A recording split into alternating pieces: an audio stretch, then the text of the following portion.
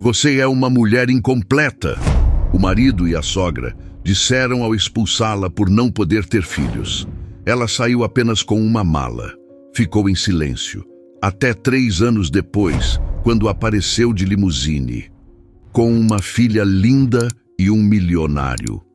O ar daquela manhã de terça-feira em Belo Horizonte parecia pesado, denso como o silêncio que se instalara na suntuosa sala de estar da família Medeiros.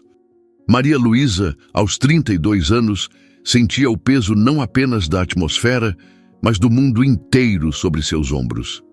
Cada objeto naquela casa, do vaso de cristal sobre a mesa de centro ao retrato a óleo do patriarca da família na parede, parecia observá-la com um olhar de reprovação. O tapete persa, que antes parecia macio e acolhedor, agora parecia um campo minado, e cada passo que ela dava em direção ao centro da sala era uma pequena explosão de ansiedade em seu peito. Do outro lado, sentados no sofá de couro italiano, estavam seu marido, Eduardo, e sua sogra, Dona Lúcia. Eduardo, um médico renomado de 35 anos, cuja carreira brilhante era o orgulho da mãe, mantinha o olhar fixo no chão, uma postura de neutralidade covarde que a feria mais do que qualquer acusação. Dona Lúcia, por sua vez, a encarava com olhos frios, a boca crispada em uma linha fina de desprezo. Ela segurava um envelope branco, balançando-o entre os dedos como um juiz que está prestes a ler uma sentença de morte. E, de certa forma, era exatamente isso. Aquele envelope continha os resultados dos últimos exames de Maria Luísa. Resultados que, por meses, foram a última centelha de esperança em um túnel escuro de incerteza e procedimentos médicos invasivos. A esperança de gerar um filho, o herdeiro que Dona Lúcia tanto exigia para perpetuar o nome e o legado dos Medeiros. Eu não entendo por que demorou tanto para admitir a verdade. A voz de Lúcia cortou o silêncio, afiada como vidro quebrado. Tantos médicos, tanto dinheiro gasto. Para quê? Para confirmar o que eu sempre soube. Maria Luísa engoliu em seco, o nó em sua garganta apertando. Lúcia, por favor, os médicos disseram que ainda existem possibilidades, tratamentos. Tratamentos? Ela riu, um som desprovido de qualquer humor. Não seja ingênua, criança. A natureza já deu o seu veredito. Você é uma árvore seca, um campo estéril. Ela se levantou, caminhando lentamente em direção a Maria Luísa, seu perfume caro invadindo o ar e sufocando-a. Uma mulher que não pode dar um filho ao seu marido não é uma mulher completa, é uma falha. E nesta família nós não toleramos falhas. Cada palavra era um golpe físico. Maria Luísa olhou para Eduardo, um apelo silencioso em seus olhos. Diga alguma coisa. Me defenda. Lembre-se das promessas, do amor que você jurou sentir. Mas ele permaneceu em silêncio, o rosto uma máscara de indiferença. Naquele instante, ela compreendeu a profundidade de sua solidão. Ela não era a esposa dele, era apenas um recipiente que falhou em cumprir sua função. Eduardo e eu conversamos, continuou Lúcia, o tom agora decisivo, final, e chegamos a uma conclusão. Não há mais lugar para você aqui. Sua presença nesta casa se tornou inconveniente. A palavra inconveniente ecoou na mente de Maria Luísa. Anos de dedicação, de amor, de construir uma vida ao lado dele, tudo reduzido a um mero inconveniente. A empregada, uma senhora que trabalhava para a família há anos, apareceu no umbral da porta, arrastando uma pequena mala. A mala de Maria Luísa. Dentro, algumas roupas jogadas de qualquer maneira, um par de sapatos, os poucos pertences que eram inequivocamente seus. Lúcia pegou sua bolsa, tirou de dentro uma única nota de R$ 100 e a estendeu para Maria Luísa. Pegue, para o táxi. É o mínimo que podemos fazer. O gesto era a humilhação final, um ato de caridade mesquinha que a reduzia a uma indigente. Maria Luísa olhou para a nota, depois para o rosto da sogra e, por fim, para o marido, que finalmente levantara a cabeça. Não havia remorso em seus olhos, apenas um alívio frio, o alívio de quem se livra de um problema. Ela não chorou, não gritou. Uma estranha calma apossou-se dela, uma clareza gelada que congelou as lágrimas antes que pudessem se formar. Havia uma força dentro dela que nem ela mesma conhecia, uma brasa que se recusava a apagar sob a tempestade de desprezo. Em silêncio, ela pegou a mala. Ignorou a nota de R$ 100, deixando-a suspensa no ar, um insulto mudo entre elas. Caminhou em direção à porta, cada passo firme, a coluna ereta. Não olhou para trás. Ao cruzar a soleira daquela casa que um dia chamou de lar, sentiu o sol da manhã em seu rosto, mas não o calor. Tudo estava frio. O mundo parecia um lugar vasto e assustador, mas pela primeira vez em muito tempo parecia um lugar onde ela poderia respirar. A humilhação a despira de tudo, mas também a libertara das expectativas cruéis daquela família. Enquanto o portão de ferro se fechava atrás dela com um clique metálico e definitivo, um fogo silencioso começou a arder em seu peito. Não era um fogo de ódio, mas de determinação.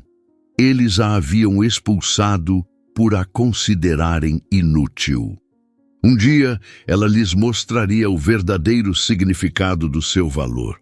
O som do portão se fechando foi o ponto final de um capítulo e o início de um silêncio ensurdecedor. Maria Luísa ficou parada na calçada por um instante que pareceu uma eternidade, a mala pesando em sua mão, o sol da manhã começando a esquentar o asfalto. Carros passavam, pessoas caminhavam, a vida da cidade pulsava ao seu redor, indiferente ao cataclismo que acabara de devastar seu mundo. A casa imponente às suas costas, com suas janelas que pareciam olhos vazios, já não era seu lar. Era um mausoléu de sonhos mortos. A primeira decisão foi a mais difícil. Para onde ir? Seus pais haviam falecido anos antes, e os poucos parentes distantes mal a conheciam. Estava completamente, assustadoramente só. O táxi que ela finalmente chamou não a levou para um hotel de luxo, nem para a casa de uma amiga confidente. Ela não tinha nenhuma das duas coisas.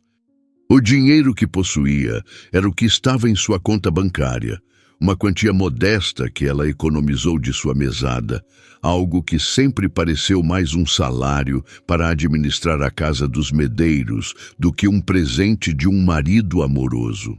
Ela pediu ao motorista que a levasse para Contagem, na região metropolitana. Era uma escolha instintiva, uma fuga para o anonimato, para um lugar onde o sobrenome Medeiros não significava nada e onde ela poderia desaparecer na multidão. O quarto que encontrou para alugar era o oposto exato da suíte que ocupou por quase uma década. Um cômodo pequeno, com paredes que precisavam de pintura, uma janela que dava para um muro de tijolos e um cheiro persistente de mofo. A cama era estreita, o colchão afundado no meio. O banheiro era compartilhado com outros 3 inquilinos de um corredor mal iluminado. Aquele espaço antes impensável tornou-se seu refúgio. Ali, ninguém a julgava. Ali, a única expectativa era pagar o aluguel no fim do mês. A transição da casa de luxo para aquele cubículo foi brutal. Nas primeiras noites, o choro veio, silencioso e amargo, abafado pelo travesseiro fino. Era o luto por uma vida que ela percebia agora ter sido uma ilusão, uma gaiola dourada da qual fora violentamente expulsa. O dinheiro não duraria para sempre. A necessidade, mais forte que o orgulho ferido, a empurrou para a rua em busca de trabalho. Sem uma formação universitária completa, interrompida para se casar com Eduardo e sem experiência profissional formal, suas opções eram limitadas. Ela viu um anúncio em um poste, uma placa simples escrita à mão. Precisa-se de auxiliar de cozinha, tratar no local. O local era um restaurante movimentado e barulhento, do tipo que serve pratos feitos em ritmo frenético na hora do almoço. O cheiro de gordura e tempero a atingiu como uma parede. O dono, um homem corpulento de avental manchado, olhou-a de cima a baixo, cético. Sabe o que é trabalho pesado, moça? Aqui não tem glamour. Ela apenas assentiu, a voz firme. Eu preciso do trabalho, eu aprendo rápido. Algo em sua determinação o convenceu. Ela foi contratada. Sua nova realidade era um inferno de panelas fumegantes e pisos escorregadios. As mãos, antes acostumadas a cremes caros, ficaram ásperas e cheias de calos. As costas doíam sob o peso das caixas de legumes que precisava carregar. O barulho incessante da cozinha industrial, o tilintar de pratos, as ordens gritadas, tudo contrastava com o silêncio opressor da mansão. Chegava em seu quarto no fim do dia exausta, o corpo moído, o cheiro de fritura impregnado em seu cabelo e em suas roupas. O cansaço era tão profundo que mal havia espaço para a autopiedade. Ela comia o que sobrava do restaurante, sobrevivendo com o mínimo, cada centavo economizado com um propósito feroz. Mas o salário mal cobria o aluguel e as despesas básicas. A liberdade financeira, um conceito que antes lhe parecia abstrato, tornou-se uma obsessão, um sonho distante que a mantinha de pé. Ela precisava de mais. Foi assim que encontrou o segundo emprego, uma vaga de atendente em uma pequena cafeteria no centro de Belo Horizonte, trabalhando nos fins de semana e em algumas noites. O trajeto de ônibus de Contagem até o centro era longo e cansativo, mas ela o enfrentava com uma resiliência que a surpreendia. A cafeteria era seu contraponto. Se a cozinha do restaurante era o caos, a cafeteria era um oásis de calma relativa. O aroma de café moído substituía o de gordura. Ali, ela lidava com pessoas, servia sorrisos junto com os expressos e cappuccinos. Ouvia fragmentos de conversas, observava a vida dos outros se desenrolar em pequenas pausas para o café. Era um trabalho humilde, mas a reconectava com uma normalidade que ela pensava ter perdido para sempre. Viver com o essencial, com o mínimo, ensinou-lhe o valor real das coisas. O valor de um prato de comida quente no fim de um dia exaustivo. O valor de um teto sobre sua cabeça, por mais simples que fosse. O valor de sua própria força, que ela descobria ser muito maior do que jamais imaginara. Na solidão de seu quarto, cercada pela simplicidade de sua nova vida, um novo sonho começou a tomar forma. Não era mais o sonho de um filho ou de uma família perfeita. Era um sonho mais íntimo, mais poderoso. O sonho de nunca mais depender de ninguém. O sonho de ser a única arquiteta de seu próprio destino. Aquele fogo silencioso que nascera no dia de sua expulsão não se apagou. Pelo contrário, a labuta diária, o cansaço e a solidão eram o combustível que o tornava mais forte, uma chama teimosa que iluminava a escuridão e a guiava para um futuro que ela mesma iria construir, peça por peça. Os meses se transformaram em um borrão de trabalho incessante, uma rotina marcada pelo som do despertador antes do amanhecer e pelo cansaço que a levava para a cama à noite. A vida de Maria Luísa era um ciclo de ônibus lotados, cozinhas quentes e o aroma de café.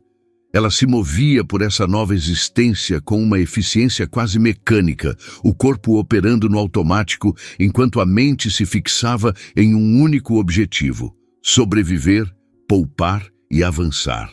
A dor da traição e da humilhação havia se transformado em uma couraça, uma armadura que a protegia, mas que também a isolava.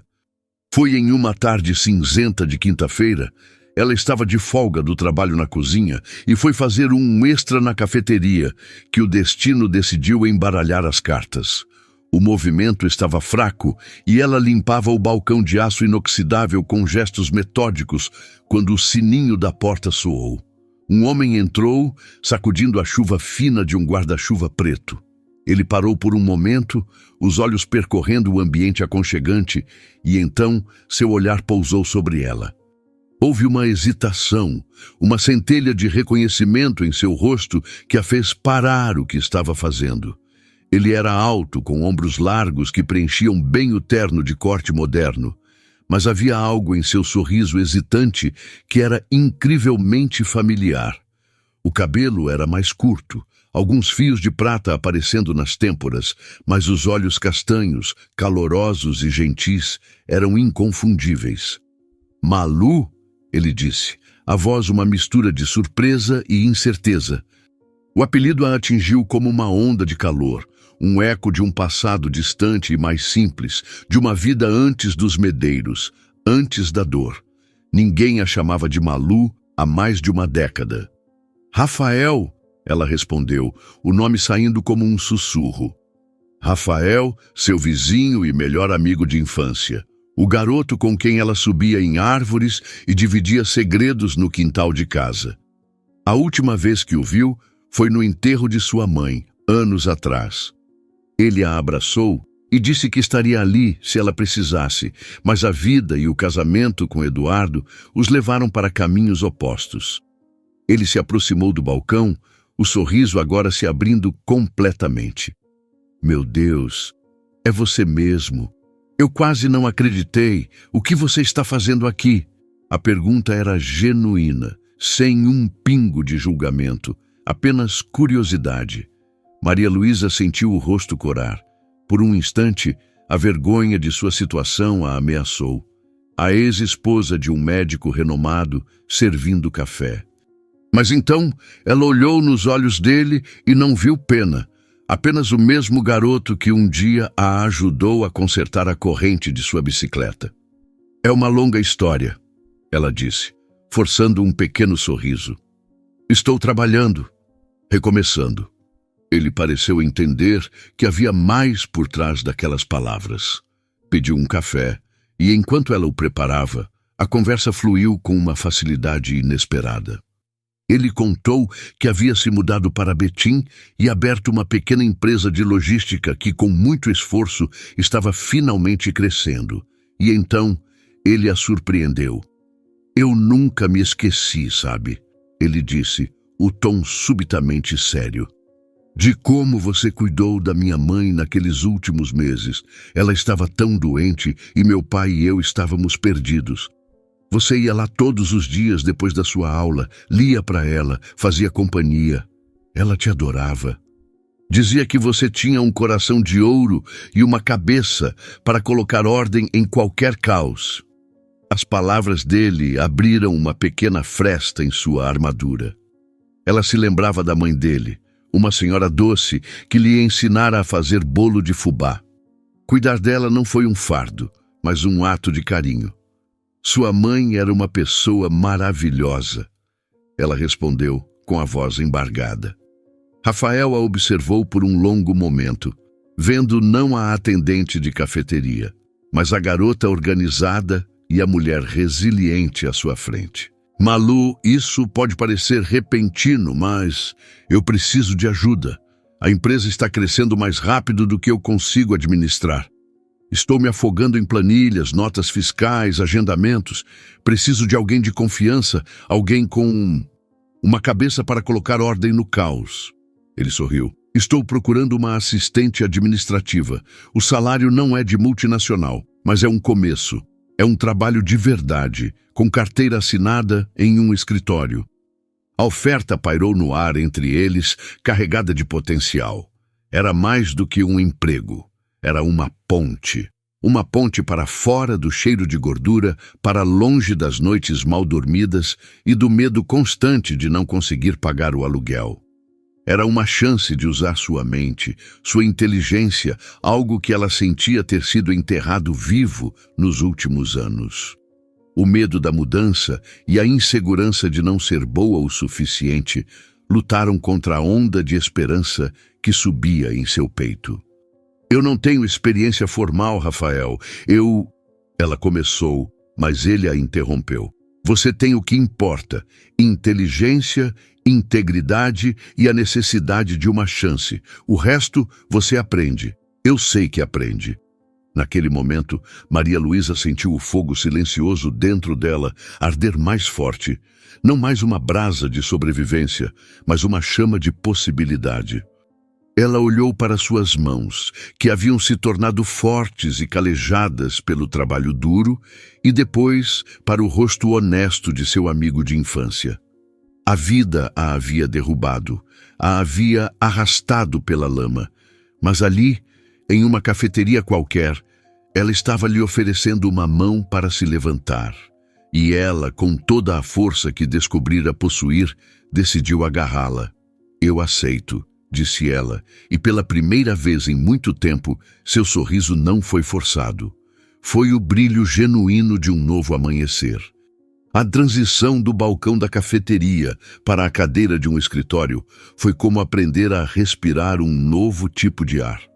Nos primeiros dias na empresa de logística de Rafael, em Betim, Maria Luísa sentia uma mistura de euforia e pavor. O ambiente era um universo de telefones tocando, e-mails chegando e o zumbido constante de impressoras. Era o caos organizado que Rafael havia descrito, e ela, que vinha de um mundo de panelas e comandas, sentia-se como uma estrangeira em terra desconhecida. Tinha medo de apertar o botão errado, de responder a um e-mail de forma inadequada, de não corresponder à fé que seu amigo depositara nela. Mas a necessidade é uma professora implacável, e a determinação de Maria Luísa era uma aluna dedicada. Ela observava, ouvia e, acima de tudo, aprendia. Começou com tarefas simples: organizar notas fiscais, atender telefonemas, agendar as coletas e entregas dos caminhões. Eram tarefas que exigiam o que ela tinha de sobra: método e atenção aos detalhes. A mesma organização que usava para manter seu minúsculo quarto impecável, ela agora aplicava às planilhas da empresa. Em poucas semanas, o que era uma pilha de papéis caótica na mesa de Rafael transformou-se em um sistema de arquivamento codificado por cores. As rotas dos motoristas, antes anotadas em um quadro branco de forma confusa, foram migradas para uma planilha compartilhada que otimizava tempo e combustível. Rafael notou a mudança quase imediatamente. Ele via não apenas uma assistente, mas uma parceira em potencial. Começou a envolvê-la em decisões maiores, pedindo sua opinião sobre a contratação de novos motoristas ou a negociação com fornecedores. "O que você acha, Malu? O custo deste fornecedor é menor, mas o histórico de entregas dele é irregular. Vale o risco?" Ele valorizava sua perspectiva prática, sua capacidade de enxergar os problemas de um ângulo diferente. Durante o dia, Maria Luísa mergulhava de cabeça no mundo da logística. Ela se tornou a espinha dorsal da operação, a pessoa a quem todos recorriam quando algo dava errado. Sua confiança crescia a cada problema resolvido, a cada elogio sincero de Rafael. O salário, embora ainda modesto, era o primeiro dinheiro que ela sentia ser verdadeiramente seu, conquistado não por um acordo matrimonial, mas por sua própria competência. Mas a ambição que nascera em meio à fuligem da cozinha industrial não se contentava. Ela sabia que a organização era apenas o primeiro passo. A verdadeira liberdade, a financeira, exigia mais, e assim suas noites ganharam um novo propósito. Depois de um longo dia de trabalho e da viagem de ônibus de volta para Contagem, quando o cansaço implorava por descanso, ela ligava o notebook antigo que comprara em 12 parcelas. A pequena tela se tornou sua janela para um novo mundo, o das finanças. Começou com cursos online gratuitos sobre educação financeira básica. Aprendeu sobre orçamento, sobre a diferença entre ativos e passivos, sobre o poder dos juros compostos. O dinheiro que antes mal pagava o aluguel, agora era meticulosamente dividido. Uma parte para as despesas, uma parte para uma reserva de emergência e uma pequena, mas sagrada, parcela para investimentos. Ela devorava livros, artigos e vídeos sobre o mercado de ações, sobre fundos imobiliários, sobre como fazer o dinheiro trabalhar para ela. O jargão financeiro, que antes parecia uma língua estrangeira, começou a fazer sentido. Aos poucos, com quantias pequenas, ela começou a investir. Cada real aplicado era uma declaração de independência, um tijolo na construção de seu futuro.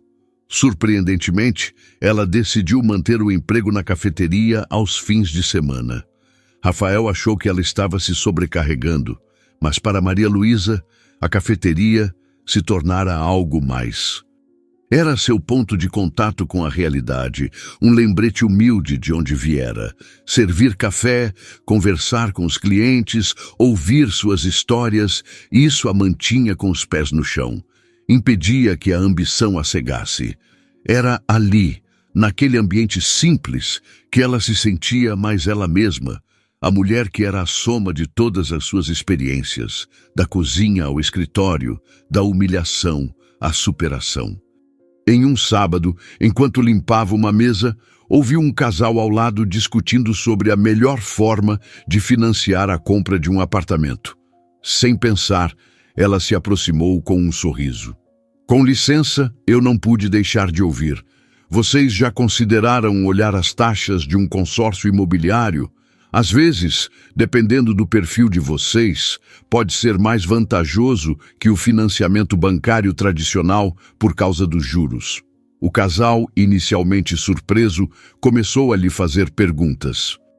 Em 10 minutos, Maria Luísa lhes deu uma aula informal sobre planejamento financeiro, com uma clareza e simplicidade que os deixou impressionados. Ao vê-los sair, agradecidos e com uma nova perspectiva, ela sentiu uma satisfação profunda. Percebeu que seu conhecimento não era apenas para si mesma, podia ajudar outras pessoas. A cozinheira humilhada estava se transformando. A assistente organizada estava evoluindo. Uma nova identidade estava emergindo, a de uma estrategista, uma mulher que não apenas entendia de números e logística, mas que compreendia o valor do conhecimento e o poder de compartilhá-lo. O fogo em seu peito já não era silencioso. Era uma luz brilhante guiando seu caminho e, sem que ela soubesse, prestes a iluminar a vida de outros. O amor era um capítulo que Maria Luísa acreditava ter encerrado em sua vida. Seu coração, depois da demolição causada por Eduardo, foi reconstruído com os materiais da autopreservação e do foco profissional. Relacionamentos eram um luxo para o qual ela não tinha tempo nem energia emocional. Seus dias eram dedicados à logística, suas noites às finanças e seus fins de semana àquela cafeteria que se tornara seu santuário de normalidade. O amor, se é que existia, podia ficar para outra pessoa. O domingo em que tudo mudou, nasceu cinzento e melancólico, com uma garoa fina que convidava ao recolhimento. O movimento na cafeteria era lento, um fluxo constante, mas tranquilo, de pessoas buscando abrigo e o conforto de uma bebida quente. Maria Luísa trabalhava atrás do balcão, polindo xícaras, o som suave da bossa nova preenchendo o ambiente. Foi quando ele entrou. Diferente da maioria dos clientes que entravam apressados, ele se moveu com uma calma deliberada. Não era o tipo de beleza ostensiva que chama a atenção imediata, mas havia nele uma presença magnética, uma aura de quietude e confiança. Tinha 38 anos, embora parecesse mais jovem, com cabelos escuros e olhos de um cinza profundo e pensativo. Vestia-se com uma simplicidade elegante, um suéter de cachemira, jeans e sapatos de couro que denunciavam qualidade sem gritar por atenção. Ele escolheu uma pequena mesa no canto perto da janela e abriu um livro, parecendo perfeitamente contente em sua própria companhia. Maria Luísa o atendeu com sua eficiência cordial de sempre. Ele pediu um café preto, sem açúcar, e agradeceu com um sorriso contido que mal tocou seus lábios, mas que alcançou seus olhos. Ela voltou ao seu posto, mas, de vez em quando, seu olhar era atraído para a figura quieta no canto. Mais tarde, uma de suas clientes regulares, uma senhora idosa chamada Dona Elvira, sentou-se ao balcão. Ela estava preocupada com sua aposentadoria, que mal dava para as contas. "Ah, minha filha", lamentou ela. Se eu soubesse antes o que sei hoje, teria guardado cada tostão debaixo do colchão. Movida por um impulso de compaixão, Maria Luísa se inclinou e começou a falar com ela em voz baixa. Dona Elvira, debaixo do colchão, o dinheiro perde valor por causa da inflação. Mas nunca é tarde. Já ouviu falar no Tesouro Direto? É um investimento seguro, garantido pelo governo e rende mais que a poupança. Com um pouquinho por mês, a senhora pode ter uma segurança extra. Ela pegou um guardanapo e começou a desenhar um gráfico simples, explicando com uma paciência infinita como os juros compostos poderiam trabalhar a favor dela. Falava não com a arrogância de uma especialista, mas com a clareza de quem deseja genuinamente ajudar. Ela não percebeu que o homem no canto havia fechado seu livro e agora a observava, a cabeça levemente inclinada, uma expressão de genuíno interesse em seu rosto. Quando Dona Elvira se foi, mais animada e prometendo pesquisar o assunto, o homem se levantou e se aproximou do balcão. Desculpe a intromissão, ele disse, sua voz era calma e grave. Mas foi a explicação mais lúcida sobre investimentos que já ouvi ser dada em um café. Maria Luísa sentiu o rosto esquentar. Eu só estava tentando ajudar. Você fez mais do que isso, ele continuou, apoiando-se levemente no balcão. Você traduziu um conceito complexo em algo acessível e humano. Isso é um talento raro. Meu nome é Vinícius. Maria Luísa, ela respondeu, estendendo a mão. O aperto de mão dele foi firme e quente. A conversa que se seguiu fluiu com uma naturalidade que a assustou. Ele não perguntou sobre seu passado, nem a fez se sentir diminuída por seu avental. Em vez disso, perguntou sobre suas ideias, sobre os livros que ela lia, sobre sua visão de economia. Vinícius, ela descobriu, era um nome importante no setor de tecnologia. Um milionário que construiu sua fortuna do zero com uma ideia inovadora. Mas ele falava de seu sucesso com uma humildade desconcertante, mais interessado em ouvir do que em falar de si mesmo. Ele ficou encantado não apenas com a inteligência dela, mas com a história que ela, aos poucos, revelou. A história de uma mulher que foi descartada e que se reergueu através da força e do conhecimento. Ele não viu uma vítima, viu uma guerreira. E Maria Luísa, pela primeira vez desde a separação, sentiu-se verdadeiramente vista. Vinícius não estava olhando para a ex-esposa de um médico, nem para a atendente de cafeteria, nem mesmo para a promissora assistente de logística. Ele estava olhando para a essência dela, para a mulher que combinava a resiliência forjada no fogo com uma mente estratégica e um coração compassivo. Quando a cafeteria estava prestes a fechar, ele ainda estava lá. Eu sei que isso é inesperado, disse ele, mas eu adoraria continuar esta conversa, talvez durante um jantar, em um lugar onde você não precise me servir café. Ela hesitou. O medo, aquele velho fantasma, sussurrou em seu ouvido.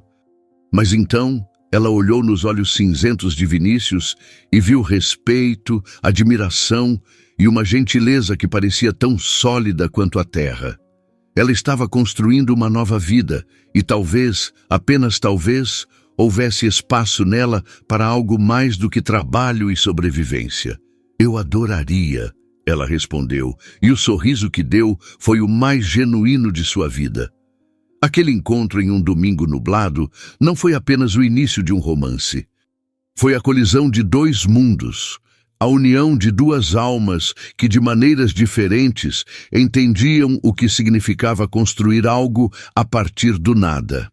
Para Vinícius, foi a descoberta de que a maior riqueza não estava em seus ativos financeiros, mas na profundidade de uma mulher que encontrou valor em si mesma quando o mundo disse que ela não tinha nenhum.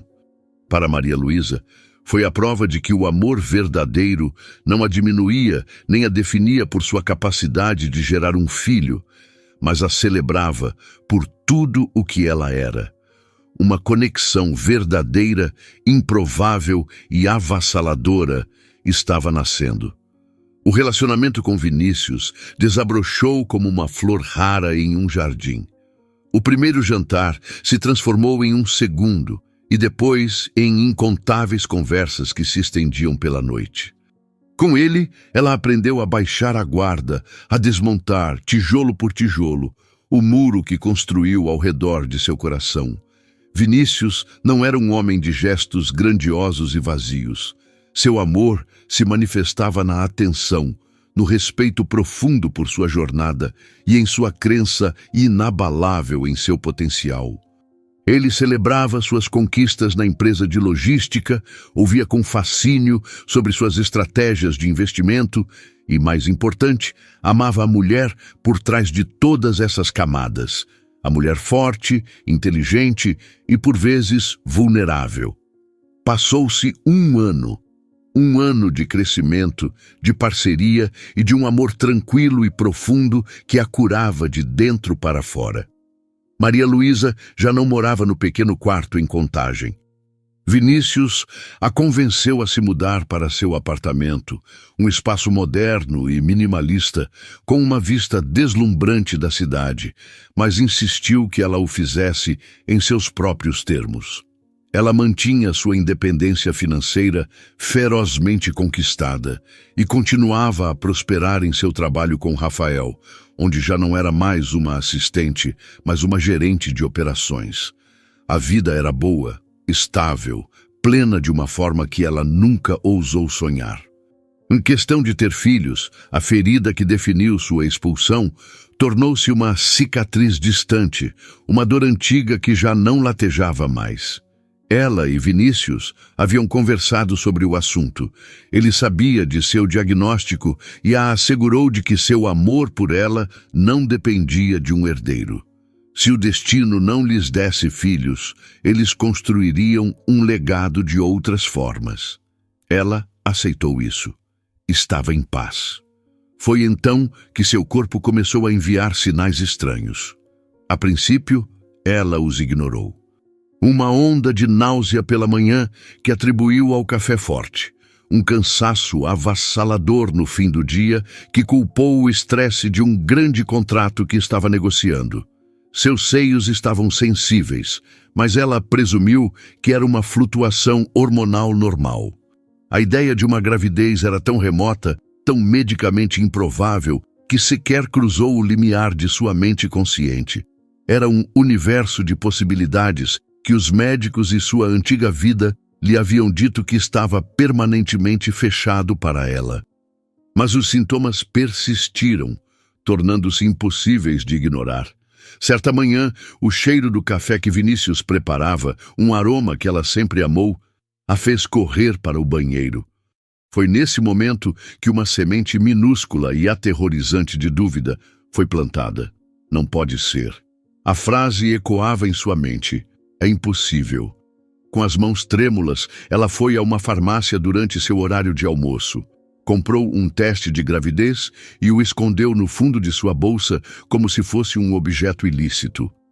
A pequena caixa parecia pesar 1 tonelada, carregada com o peso de todas as suas esperanças e decepções passadas. Esperou até chegar em casa à noite. Vinícius tinha uma reunião tardia, então ela estava sozinha. No silêncio do banheiro luxuoso, que contrastava tanto com o banheiro compartilhado de seu antigo quarto, ela realizou o teste.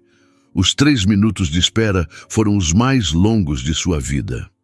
Ela se sentou na beirada da banheira, o coração martelando contra as costelas, uma orquestra de medo e uma esperança frágil duelando dentro dela. Ela não ousava ter esperança. A esperança foi sua torturadora por anos. Quando o tempo acabou, ela se forçou a olhar. 2 linhas. 2 linhas azuis, nítidas e inconfundíveis. Ela olhou de novo e de novo. Pegou a caixa, leu as instruções 1, 2, 3 vezes, como se pudesse ter interpretado mal um símbolo tão universalmente claro. Mas não havia engano. Positivo. O ar pareceu fugir de seus pulmões. Ela não gritou, não chorou. Apenas ficou sentada em estado de choque absoluto, o teste na mão, enquanto o mundo que ela conhecia se reorganizava completamente ao seu redor. A mulher que foi chamada de incompleta, de árvore seca, carregava uma vida dentro de si. Era um milagre que desafiava a lógica, a medicina e a crueldade do passado. Quando Vinícius chegou, encontrou-a sentada no sofá da sala, no escuro, o pequeno teste branco sobre a mesa de centro. Ele viu a expressão no rosto dela, e seu primeiro pensamento foi que algo terrível havia acontecido. Malu, o que foi? Você está bem? Ele perguntou, a preocupação em sua voz. Ela não conseguiu falar, apenas apontou para o teste. Ele se aproximou, pegou o objeto e o observou sob a luz fraca do abajur. Seus olhos se arregalaram. Ele olhou do teste para ela e de volta para o teste. Isso é real? Ele sussurrou, a voz embargada. Ela finalmente encontrou sua voz, um fio frágil. Eu não sei como. Os médicos disseram... Vinícius não a deixou terminar. Ele se ajoelhou na frente dela, pegou seu rosto entre as mãos e olhou em seus olhos. As lágrimas que ela não conseguira derramar agora escorriam livremente. Mas as lágrimas nos olhos dele não eram de choque, eram de pura e avassaladora alegria. Eles estavam errados, disse ele, a voz grossa de emoção. Eles todos estavam errados, meu amor. Ele a abraçou, um abraço que era ao mesmo tempo protetor e celebratório. E naquele abraço, o choque de Maria Luísa finalmente se dissolveu em uma onda de emoção tão poderosa que a deixou sem fôlego. Era real. Era um milagre. O amor deles havia criado o impossível. O nascimento da pequena Maria Clara, 9 meses depois, não foi apenas a chegada de uma filha. Foi a afirmação final da vitória de Maria Luísa sobre seu passado. Segurar aquele pequeno ser em seus braços, tão sonhado e tão improvável, foi como segurar a própria redenção. A menina tinha os olhos cinzentos e pensativos do pai e o sorriso resiliente da mãe. Ela era a prova viva de que os rótulos que os outros nos impõem não têm poder sobre o que o destino, o amor e a força interior podem realizar. O nascimento de Maria Clara selou o amor do casal de uma forma indescritível e marcou a virada definitiva na vida de Maria Luísa. Ela não era mais a mulher que não podia ter filhos. Ela era mãe. E essa nova identidade, conquistada contra todas as probabilidades, era a mais doce e triunfante de todas. 3 anos se passaram. 3 anos que transformaram Maria Luísa de maneiras que ela jamais poderia ter previsto naquele dia fatídico em que fora jogada na rua com uma mala e uma nota de R$100. A mulher que sobreviveu em um quarto mofado e se reergueu em cozinhas industriais era agora uma mãe, uma estrategista de negócios respeitada e parceira de um dos homens mais influentes do setor de tecnologia. A vida, que um dia lhe negou tudo, agora lhe oferecia uma abundância de amor, propósito e paz. O passado, com suas feridas e humilhações, parecia um filme antigo, uma história de outra pessoa. Até que o passado bateu à sua porta, na forma de uma mensagem no seu celular, com um brasão familiar. Era um convite. Marcela, sua ex-cunhada, a irmã de Eduardo, a convidava para um evento beneficente anual promovido pela família Medeiros. O evento, ironicamente, seria realizado na mesma casa de onde ela foi expulsa. O mesmo jardim, a mesma sala de estar, o mesmo palco de sua maior humilhação. Sua primeira reação foi um impulso visceral de querer apagar a mensagem e nem responder. Por que Marcela a convidaria? Seria um ato de provocação, uma tentativa de ostentar a vida que continuou sem ela? Vinícius, ao vê-la segurando o celular com os nós dos dedos brancos, aproximou-se e leu por cima de seu ombro. Você não precisa ir, ele disse suavemente, sua mão repousando em seu ombro. Eu sei, respondeu ela, a voz tensa, mas algo dentro dela, uma corrente subterrânea de curiosidade e de uma necessidade de encerramento, a impedia de descartar a ideia. Voltar àquela casa não era sobre eles, não mais. Era sobre ela. Era sobre a mulher que ela era hoje, encarando os fantasmas da mulher que foi forçada a deixar para trás. Eu acho que quero ir, disse ela, surpreendendo a si mesma. Nós vamos juntos. A noite do evento chegou com um céu limpo e estrelado, um cenário perfeito para a elite de Belo Horizonte exibir suas joias e sua filantropia calculada. Na rua da antiga Casa dos Medeiros, uma fila de carros de luxo depositava convidados elegantemente vestidos. O som de música clássica e conversas animadas flutuava pelo ar. Todos prestaram atenção especial quando uma limusine preta, longa e imponente, parou no início da rua, bloqueando momentaneamente o trânsito. A maioria presumiu que era apenas mais um magnata ou político chegando com a pompa de sempre. A porta do carro se abriu. O primeiro a descer foi Vinícius, impecável em um smoking sob medida. Sua presença discreta, mas poderosa, fez algumas cabeças se virarem. Mas foi a mulher que desceu em seguida que causou uma ondulação de silêncio na multidão. Maria Luísa. Ela usava um vestido de seda verde esmeralda que realçava a força tranquila em seus olhos. Seu cabelo estava preso em um coque elegante, e a única joia que usava era um delicado colar de diamantes, um presente de Vinícius. Ela não parecia a mesma mulher.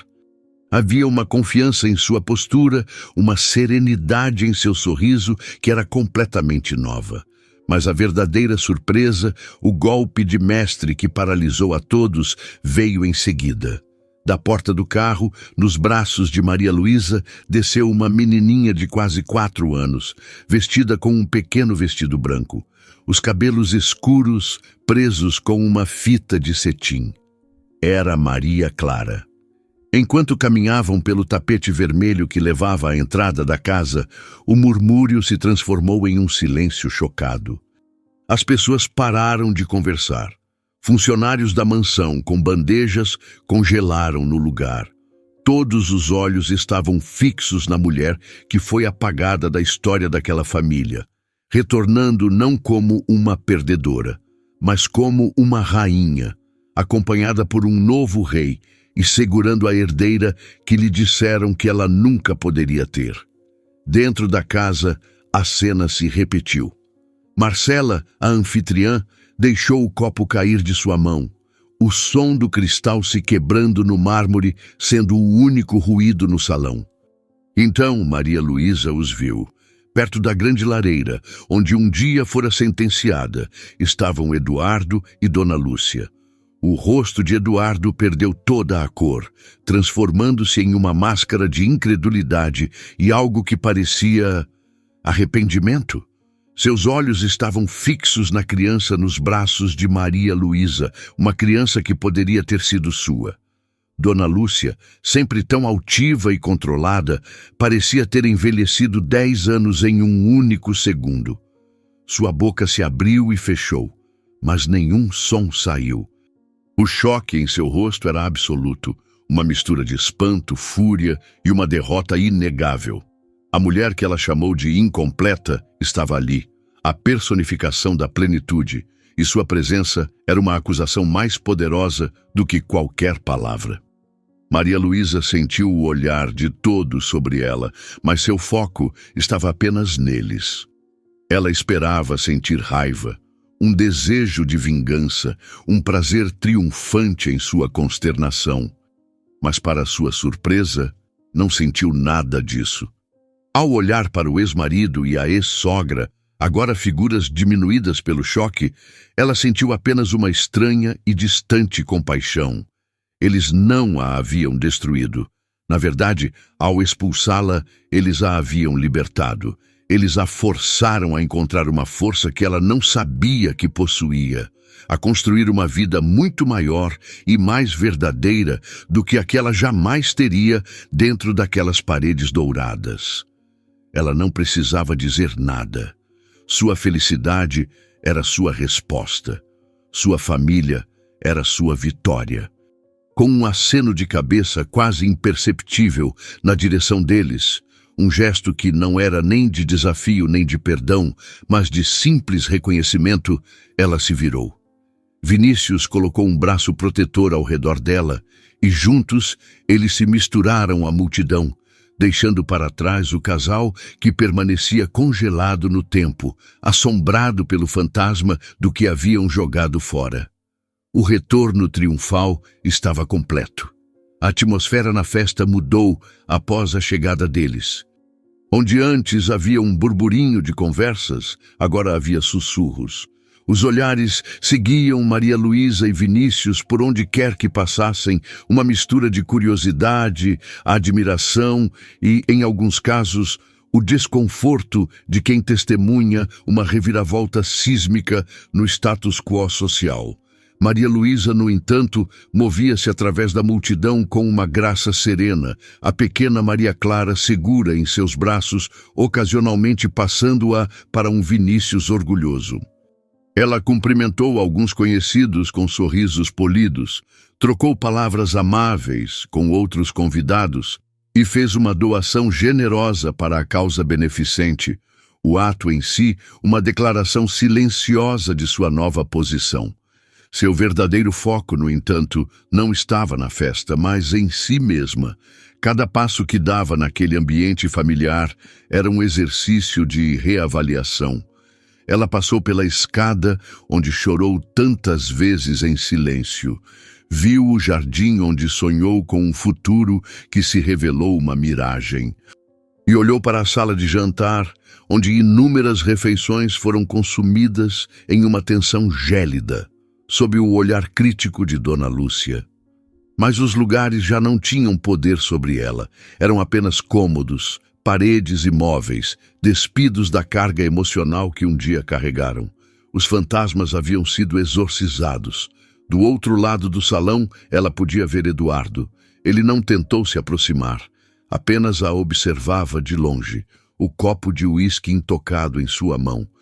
Em seu olhar, ela não via mais o médico arrogante e seguro de si, mas um homem assombrado, confrontado com a imagem tangível de tudo o que havia perdido. Ele não perdeu apenas uma esposa. Ele perdeu a chance de ser o homem que estava ao lado dela em seu renascimento, o pai da criança milagrosa que agora sorria nos braços de outro. Aquele olhar dele, uma mistura de remorso e inveja, foi a confirmação final para Maria Luísa. A raiva que ela guardou por tanto tempo, o ressentimento que foi o combustível para seus primeiros passos na nova vida, simplesmente se dissipou. Não havia mais nada a ser dito ou sentido. A indiferença era a paz final. Após cerca de 2 horas, tempo suficiente para marcar sua presença e afirmar sua nova realidade, Maria Luísa sentiu que era hora de ir. Não havia mais nada para ela ali. Ela trocou um olhar com Vinícius, que entendeu imediatamente. Ele pegou a mão dela e juntos, com Maria Clara adormecida no ombro do pai, eles se dirigiram para a saída. Ao saírem da casa, o ar da noite pareceu mais leve, mais limpo. A música e os sussurros da festa foram ficando para trás, abafados pelo som suave de seus passos no caminho de pedra. Enquanto esperavam a limusine se aproximar, Maria Luísa pegou seu celular. Com um gesto calmo e deliberado, ela abriu sua lista de contatos, encontrou o número de Eduardo, que ela nunca tivera coragem ou a necessidade de apagar, e o selecionou. Por um momento, ela olhou para o nome na tela. Eduardo Medeiros. Um nome que um dia representou todo o seu mundo. Agora era apenas um vestígio de uma vida passada. Sem hesitação, ela pressionou a opção apagar contato. A confirmação apareceu na tela e com um toque final, ele se foi. Foi um ato pequeno, digital, quase insignificante, mas para ela, foi o ritual que selou o fim de uma era. Não foi um ato de raiva, mas de libertação. Foi a arrumação final, a última peça de bagagem emocional sendo descartada. Ela não estava apagando a memória, mas o acesso, a conexão, a possibilidade remota de qualquer contato futuro. Estava fechando a porta e trancando-a, não para mantê-lo fora, mas para se manter totalmente dentro de sua nova vida. Vinícius observou o gesto em silêncio, compreendendo sua profundidade. Ele não disse nada, apenas apertou sua mão com mais força. Quando a porta do carro se abriu, revelando o interior luxuoso e seguro, Maria Luísa entrou, sentindo um alívio profundo percorrer seu corpo. Ao se sentar no banco de couro macio, com sua filha dormindo pacificamente e o homem que a amava por quem ela era ao seu lado, ela olhou uma última vez pela janela para a casa iluminada. Ela percebeu com uma clareza cristalina que o ciclo estava completo. A mulher que saíra daquela casa a pé, humilhada e com o coração em pedaços, estava agora partindo em uma limusine, com o coração transbordando de um amor e uma felicidade que ela mesma construiu.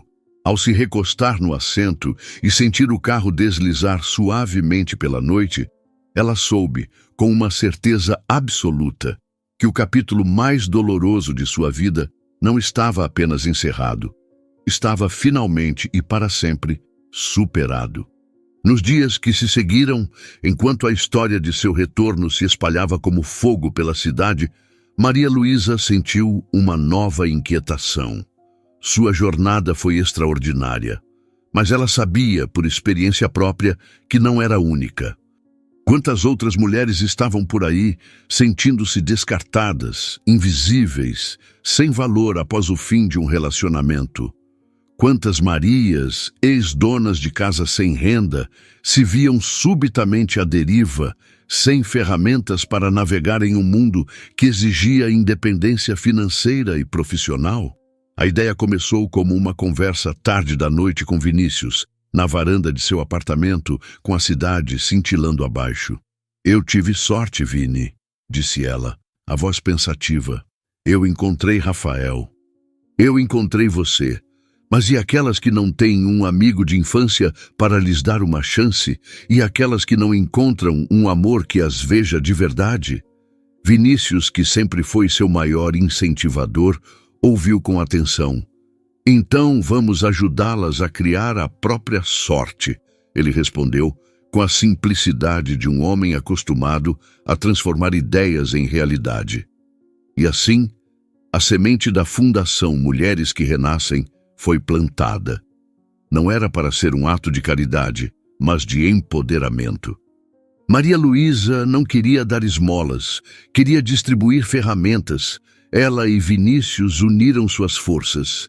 Ele com seu capital e sua visão estratégica de negócios. Ela com sua experiência de vida, sua inteligência financeira e sua empatia visceral pela causa. Passaram meses planejando, estruturando, transformando a inspiração em um plano de ação concreto. A fundação foi inaugurada em um prédio comercial moderno no centro da cidade, um espaço que irradiava profissionalismo e acolhimento. A missão era clara: oferecer um programa completo para mulheres que precisavam recomeçar após separações difíceis. O programa incluía acolhimento psicológico para lidar com o trauma, cursos de capacitação profissional em áreas de alta demanda, mentoria de carreira e o pilar central da visão de Maria Luísa, uma educação financeira robusta que ensinava desde como montar um orçamento até como fazer os primeiros investimentos. A primeira participante a cruzar as portas da fundação foi Silvana.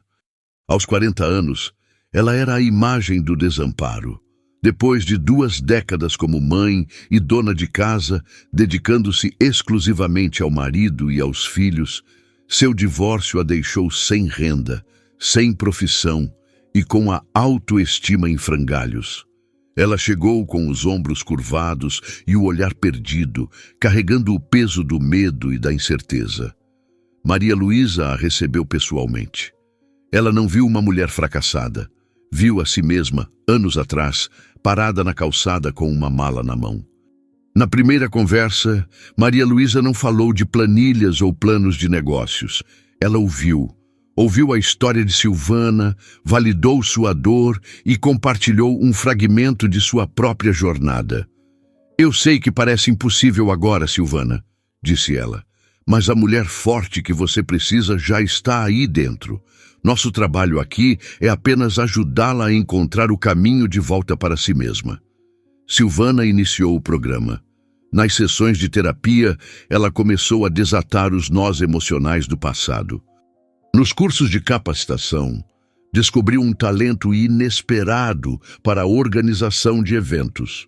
E nas aulas de finanças com Maria Luísa, seus olhos se iluminaram. Pela primeira vez, ela entendeu que poderia ter controle sobre seu próprio dinheiro, que poderia planejar um futuro seguro para si mesma. A transformação de Silvana foi notável.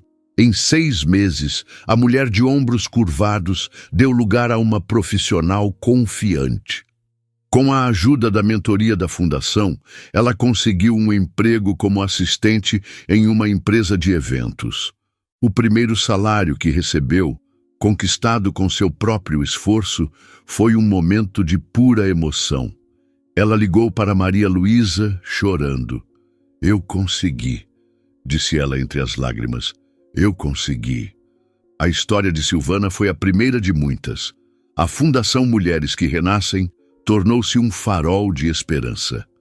O impacto social do projeto cresceu exponencialmente. Mulheres que chegavam quebradas saíam reconstruídas, não apenas com empregos, mas com dignidade, autonomia e uma rede de apoio formada por outras mulheres que entendiam exatamente o que elas haviam passado. A Fundação não era apenas um lugar de aprendizado, era uma irmandade. Maria Luísa encontrou em seu trabalho na Fundação um propósito que transcendia seu próprio sucesso. Cada mulher que ela ajudava a se reerguer era uma vitória contra o sistema que um dia a descartou. Era sua resposta silenciosa e poderosa a todas as vozes que já lhe disseram que ela era inútil. Ela não precisava de vingança. Seu legado estava sendo construído na vida de cada mulher que, inspirada por sua trajetória, aprendia a florescer a partir de suas próprias ruínas. Ela transformou sua dor mais profunda em sua missão mais nobre. Hoje, aos 38 anos, a vida de Maria Luísa é uma sinfonia de paz e propósito.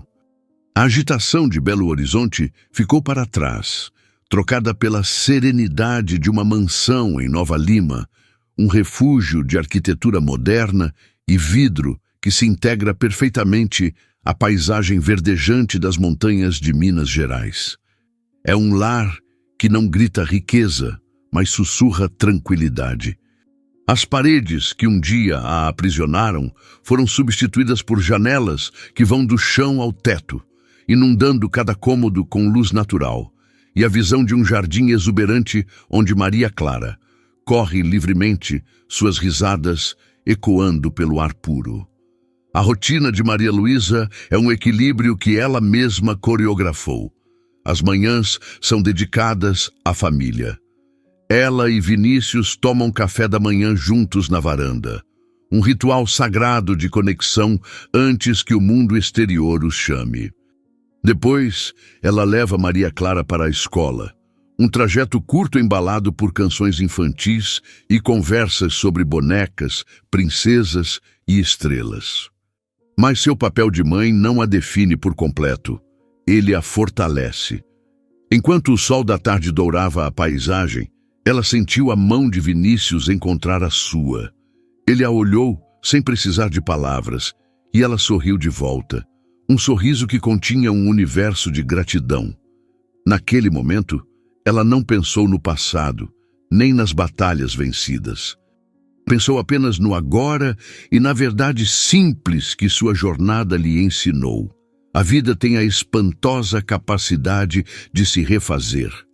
As maiores reviravoltas não acontecem quando o mundo muda ao nosso redor, mas quando descobrimos a força que já existe dentro de nós. Porque a vida não nos pergunta se estamos prontos para o próximo capítulo. Ela simplesmente vira a página. E em cada página em branco reside a oportunidade de escrever uma história ainda melhor, com mais sabedoria, mais coragem e, acima de tudo, com a certeza de que o nosso valor não é definido por quem nos deixa, mas por aquilo que decidimos nos tornar. O que você achou da história? Deixe sua opinião nos comentários com uma nota de 0 a 10. Inscreva-se no canal e clique no sino para acompanhar todas as nossas histórias. Muito obrigado e até o próximo vídeo.